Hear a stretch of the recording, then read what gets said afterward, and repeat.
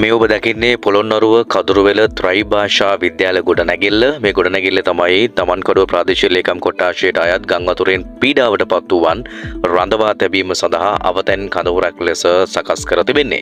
මේ වෙනුවෙන් රාජ්‍ය නිලධාරීන්ගේ බැදිහත් වීම එක්ක ග්‍රාම නිලධාරී වසම් මට්ටමින් අවතැන් වූ ජනතාව తాවකාලිකව මේව ස්ථානයේ රඳවා තැබීමට කටයුතු සිදු කරනවා. ඔවුන්ට අවශ්‍ය ආහාර පාන සනීපාරක්ෂක කටයුතු වෙනුවෙන් සියලු පහසුකම් රජයේ බැදිහත් වීමෙන් සිදුවන බව අපි මේ වෙලාවේ ඔබට වාර්තා කරන්නේ. ඔවුන් සුරක්ෂිතව ට්‍රක් රථ මගින් ටිපර් රථ මගින් ග්‍රාම නිලධාරීන්ගේ මැදිහත් වීම සමග ඔවුන්ව මේ කඳවුර කරා මේ తాවකාලික රැඳවුම් මධ්‍යස්ථානයේ කරා රැගෙන එන දර්ශන තමයි ඔබ මේ ආකාරයෙන් දකින්නේ.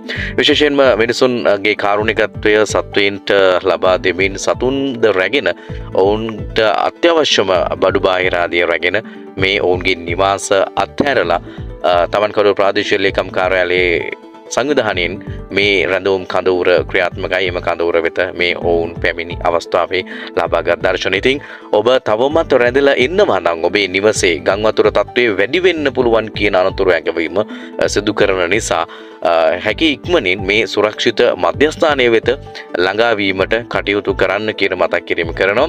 හදිසි අවස්ථාව වෙනුවෙන් රෝහල් කාර්ය මණ්ඩලය, ඒ වගේම පොලිසිය, යුද හමුදාව, ත්‍රිවිධ හමුදාව මේ සියලු දෙනා මේ වෙනුවෙන් සූදානමින් සිටින බව සහ අනිකුත් සංවිධාන සූදානමින් සිටින බවත් මතක් කරන්න ඕනේ.